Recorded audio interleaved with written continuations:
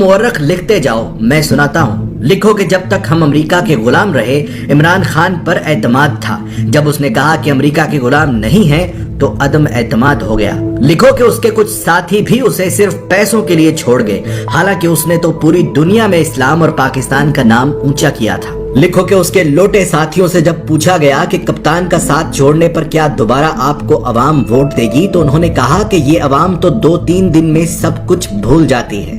लिखो कि तारीख में पहली मर्तबा अदम एतमाद आया, और वो भी उस वजीर आजम पर जिस पर कोई करप्शन का इल्जाम तक नहीं था। लिखो कि जावेद लतीफ नामी नून लीगी रहनुमा ने सरेआम टीवी चैनल पर कहा कि हाँ, हमने पैसे देकर MNAs खरीदे हैं, और ये सुनकर भी इलेक्शन कमीशन नामी मुकद्दस गाय सोई रही। लिखो कि जहां एक निकाह मनसूख करने के लिए भी जज वजह पूछता है, वहां 22 करोड़ आबादी के मुल्क के वजीर आजम को हटाने की वजह न किसी जज ने पूछी, न किसी इलेक्शन कमीशन ने। लिखो कि जहां रिश्वत गुनाह कबीरा में आती है, वहां पैसे और ओहदों के लिए MNAs ने डायरेक्ट बोलियां लगवाई। लिखो कि जब इमरान खान ने पाकिस्तान को आजाद करना चाहा, तो उसे झुकाने के लिए सारे सियासतदान मिल गए। लिखो कि इलेक्शन कमीशन ने हमेशा इमरान खान की हुकूमत के खिलाफ फैसले किए, लेकिन वो फिर भी मुकद्दस ही रही। उसने अमीन अली गंडापुर के भाई को सिर्फ अपने हलके में जाने पर नाअहल कर दिया, लेकिन MNAs को खरीदने पर बिल्कुल सोई रही। लिखो कि ईमान की इस खरीदो फरोख्त ने फिर से उस अमरीकी को सही साबित कर दिया जिसने कहा था कि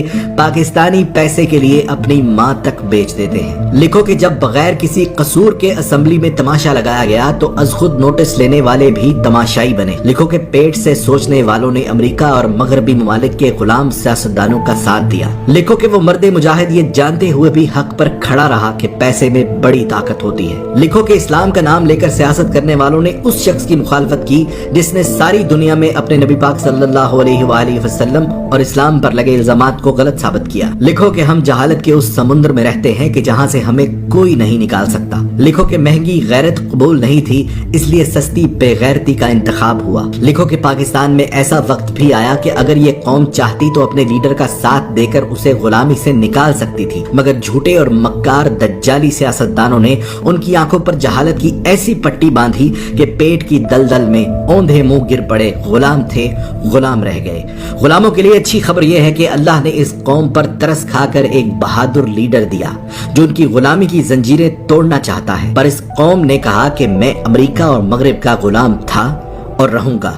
मैं गुलाम इब्ने गुलाम इब्ने गुलाम इब्ने गुलाम। वक्त ने साबित किया कि बर्रे सगीर की ये मिट्टी बड़ी बेवफा है। ये अपने जगाने वालों को खुद मार देती है। जैसे बंगालियों ने मार दिया मुजीबुर रहमान को, पाकिस्तानियों ने मार दिया लियाकत अली को, और गांधी को मार दिया हिंदुओं ने। इसी तरह इमरान खान जो पाकिस्तान को पांव पर खड़ा करना चाहता है, इंसाफ का निजाम कायम करना चाहता है, गरीब और अमीर को एक जैसी जिंदगी देना चाहता है, उसकी जिंदगी में भी कुछ ऐसा ही मोड़ है। देखना सिर्फ ये है कि क्या हमने तारीख से कुछ सीखा, क्या हमने अल्लाह पर भरोसा करना शुरू किया, या आज भी हमारा भरोसा अमेरिका और यूरोप पर है। मेरी दुआ उसके लिए जो हक पर है, मेरी दुआ उसके लिए जो पाकिस्तान का सोचता है, मेरी दुआ सिर्फ उसके लिए जिसका ईमान सिर्फ और सिर्फ अल्लाह पर है। पाकिस्तान